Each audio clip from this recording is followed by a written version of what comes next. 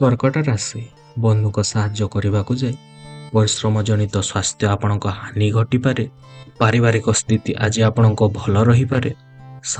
ସମାଜରେ ଆଜି ଆପଣମାନଙ୍କ ଗୋଟେ ଆଦର ପାଇପାରନ୍ତି। ଆଲୋଚନା ସମୟରେ ସାଧାରଣ କଥାକୁ କେନ୍ଦ୍ର କରି ବନ୍ଧୁ ମୁହଁ ଫେରାଇ ପାରନ୍ତି।